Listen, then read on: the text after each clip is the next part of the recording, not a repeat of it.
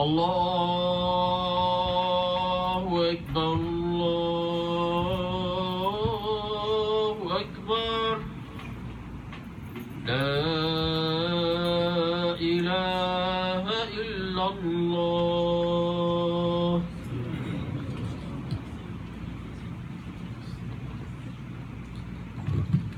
الحمد لله رب العالمين، نحمد الله ونستعينه ونستغفره ونتوب إليه ونعوذ بالله من شرور أنفسنا ومن سيئات أعمالنا، ومن يهده الله فلا مضل له ومن يضلل فلا هادي له، وأشهد أن لا إله إلا الله وحده لا شريك له، وأشهد أن محمدا عبده ورسوله.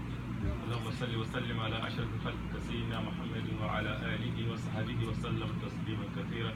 يا أيها الذين آمنوا اتقوا الله حق تقاته ولا تموتن إلا وأنتم مسلمون. يا أيها الناس اتقوا ربكم الذي خلقكم من نفس واحدة وخلق منها زوجها وبث منهما رجالا كثيرا ونساء، واتقوا الله الذي تساءلون به والأرحام إن الله كان عليكم رقيبا. أما بعد، أيها الأحباء في الله، أيها الإخوة في الإسلام، طبتم وطاب ممشاكم وتبوأت من الجنة منزلا، وجمعني الله إياكم إن مستقر رحمته في جنات النعيم مع حبيبنا وقربتنا محمد المصطفى عليه أفضل الصلاة والسلام. الحمد لله, louange à Allah, nous sommes en période de vacances. Les écoles ont fermé leurs portes. Nous nous retrouvons avec nos jeunes enfants, filles et garçons à la maison. Et bon d'entre nous aussi vont prendre leur congé.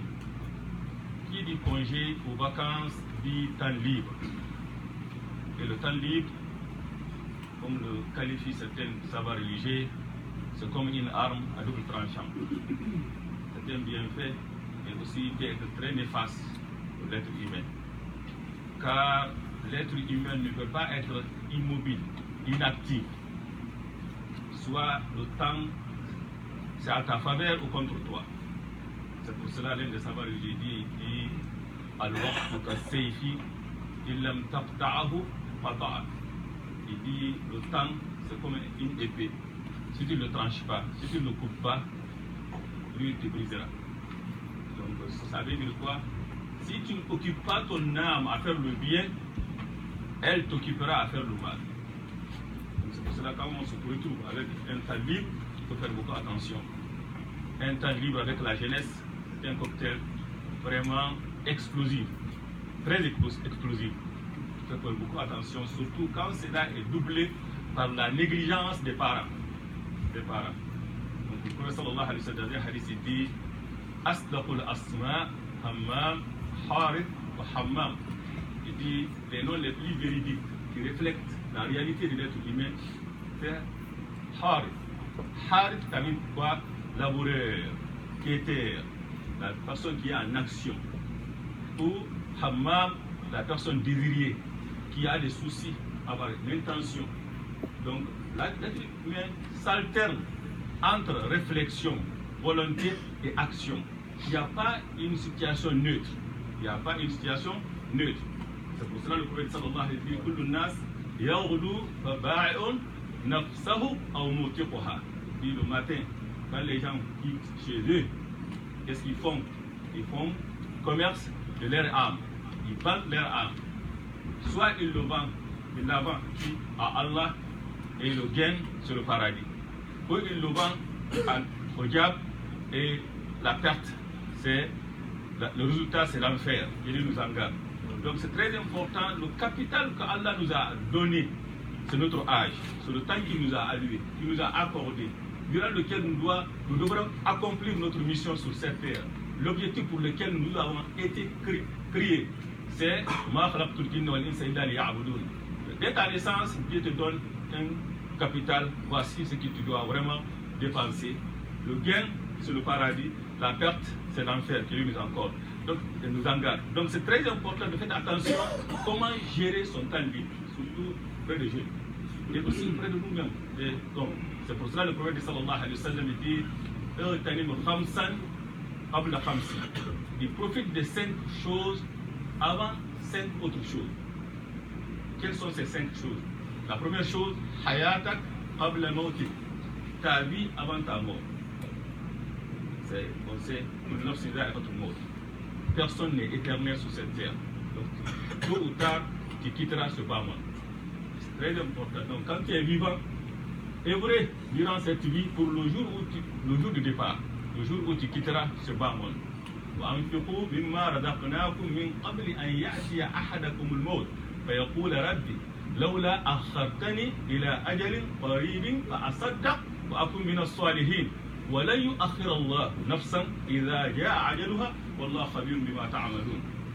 De dépenser ce que nous avons octroyé avant que la mort ne se présente à l'œil et dira alors Seigneur, si tu m'accordais un court délai. Alors Allah cependant n'accorde jamais de délai à une âme dont le terme est arrivé. Non, quand ça arrive, le départ est imminent. Donc, profite de ta vie quand tu es vivant avant ta mort. Et profite aussi, Shababak Abel Harami, profite de ta jeunesse avant la vieillesse. Avant la vieillesse.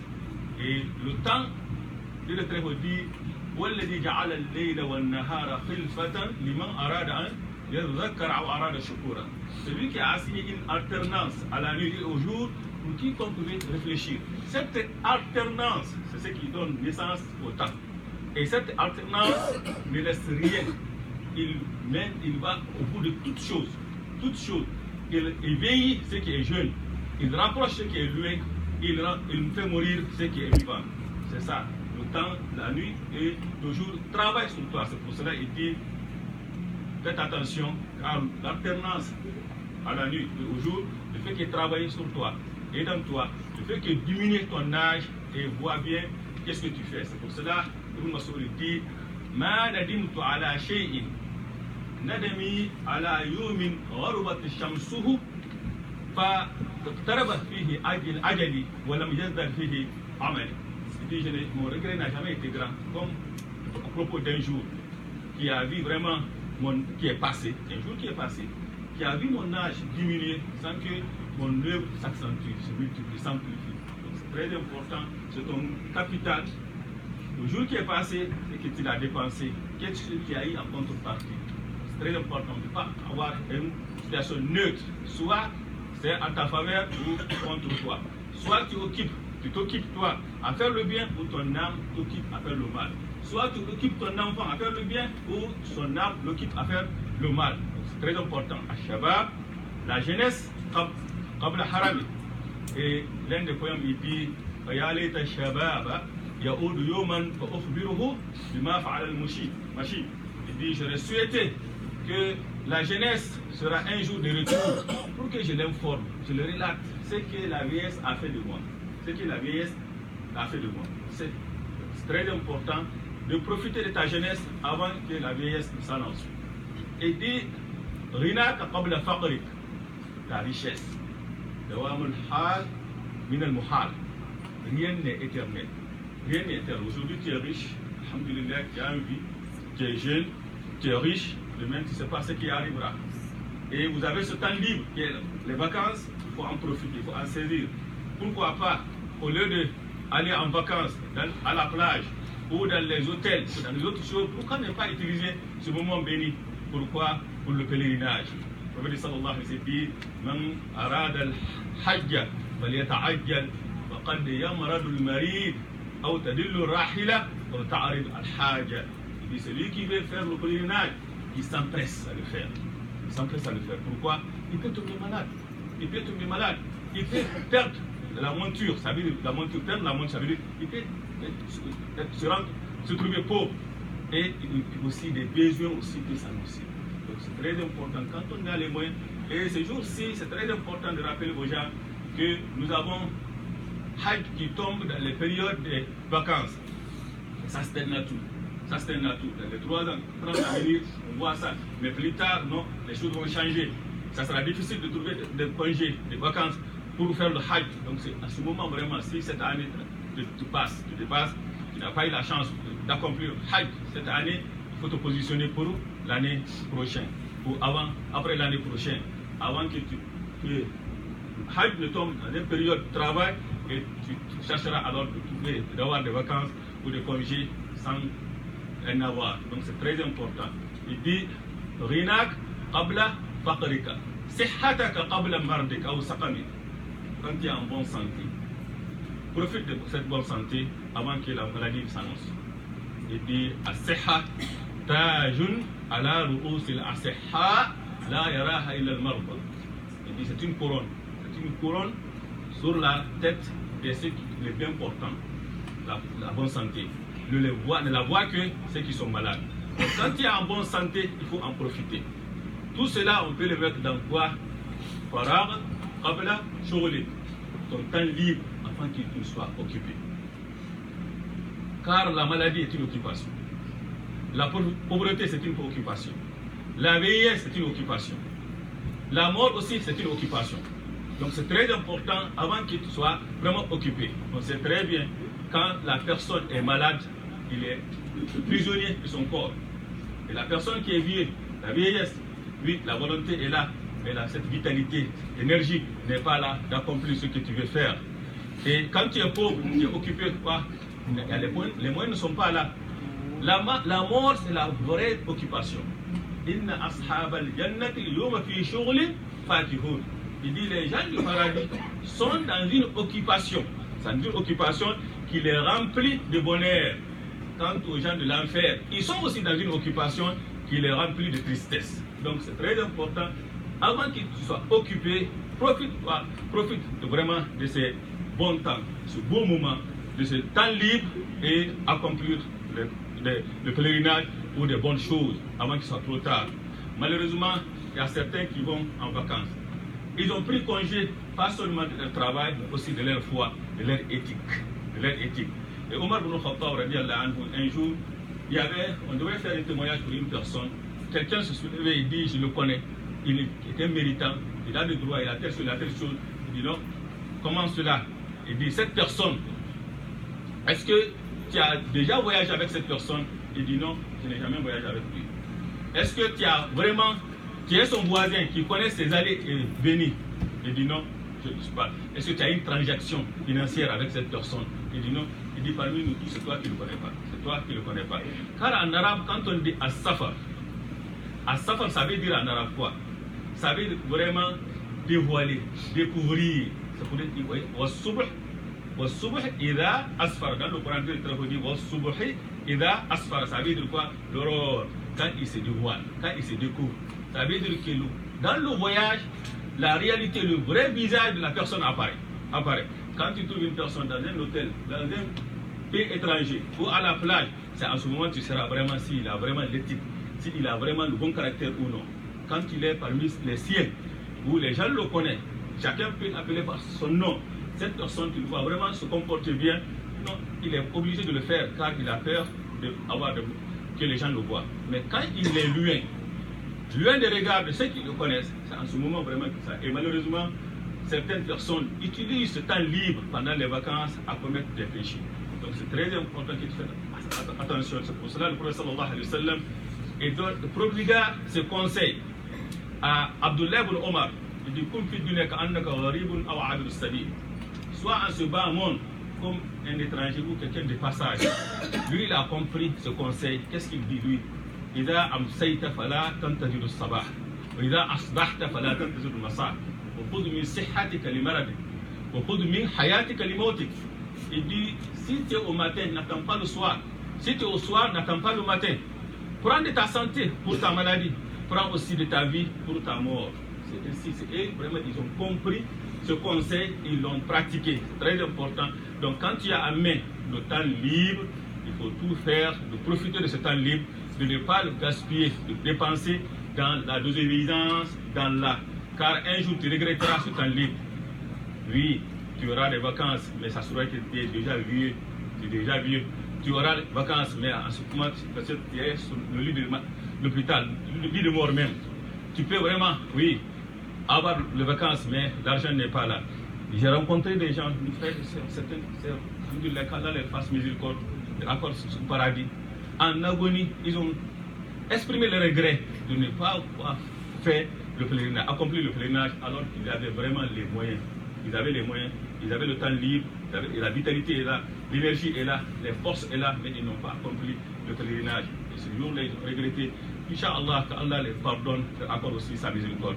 Donc, nous qui sommes vivants, nous avons cette chance vraiment de se rattraper. Donc, c'est très important. Quand on dit vacances, malheureusement, quand on dit vacances, ça veut dire des fois pour certains la débauche. Ça veut dire vraiment prendre congé de leur foi, de leur éthique. Et quand on dit vacances, on dit temps libre. Temps libre avec la jeunesse est doublé par quoi? Triplé par la négligence des parents. C'est un cocktail explosif pour les enfants. C'est très important. Soit tu occupes ton enfant ou il soit occupé de faire du mal. L'enfant, malheureusement, de nos jours, pendant les vacances, il inverse les règles universelles, la loi universelle. Dieu est très haut dit, nous avons fait de la nuit un repos, un vêtement. Et nous avons assigné le jour pour des affaires de ce bas monde, des affaires quotidiennes. Et nous avons fait de la nuit une phase de repos.